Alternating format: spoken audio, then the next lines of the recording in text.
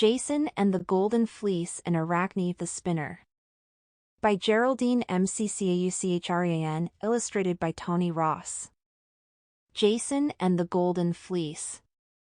It's sad, but sometimes brothers hate each other. Peleus hated his older brother, Ezin, because Ezin was the king of Thebes. "I want to be king," said Peleus, and took the throne from his brother and put him in prison. But Ezin had a son, and after many years that son came back to fight for his father's rights. His name was Jason. When Peleus heard that Jason had arrived, he did not send assassins to kill him. He challenged him to a dare. "I give up the crown without a fight, if you can prove you are worthy to take it from me. I dare you to go and find the famous Golden Fleece. If you can bring it to me, the crown goes back to your father." "I accept." "I'll do it," said Jason. Then Peleus smiled a wicked smile.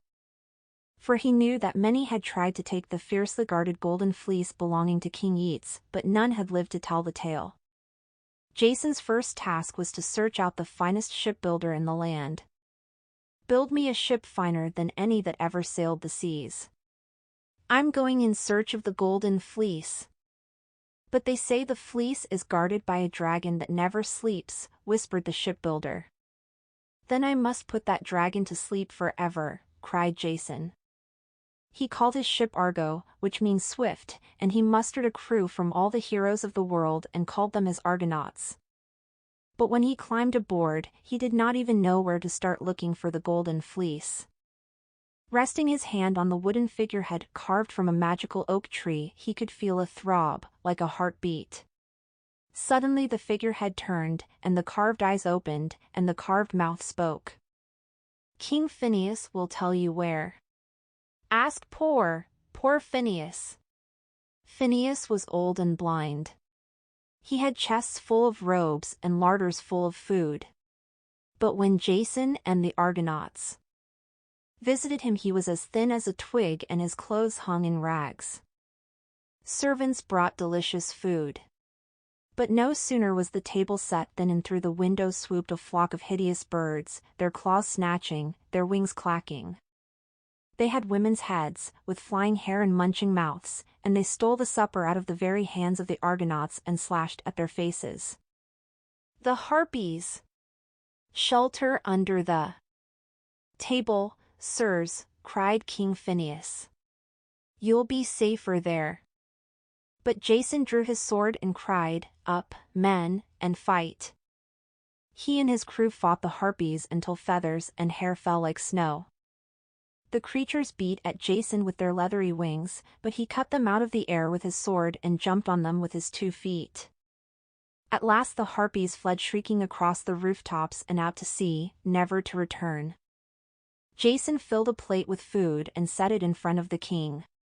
"Eat, friend, then tell us how to find the Golden Fleece." "Don't try it," begged Phineas.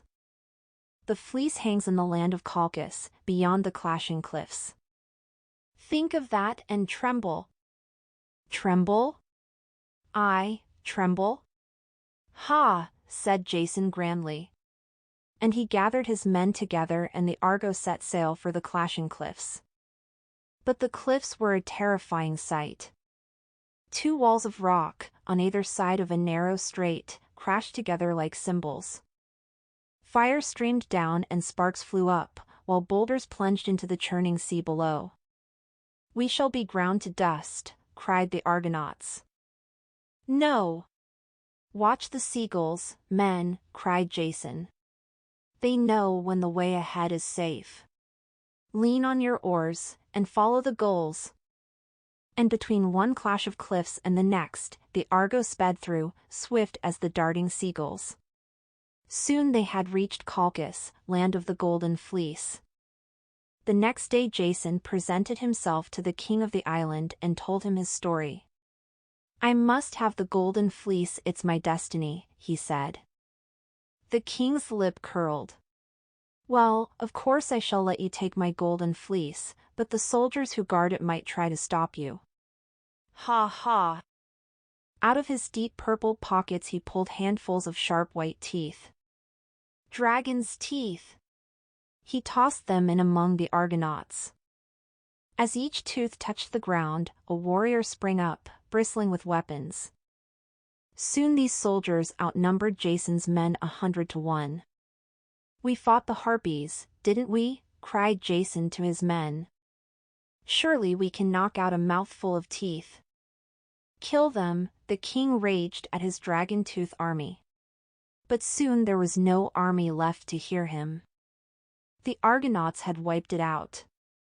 Now nothing stood between Jason and the golden fleece. Except the dragon. The fleece hung in a lovely garden. By the gate of the garden stood a woman, the king's daughter. I watched you fight the dragon-tooth warriors, said Princess Medea to Jason. You are a true hero, I can see that. But you'll need my magic if you are going to win the golden fleece. Marry me and I'll help you. You're so beautiful that I'll willingly marry you, said Jason. But I must lift down the prize by my own strength or I would be cheating. He set out through flowery groves, across streams, past bushes hung with blossom. But here and there he passed piles of bones.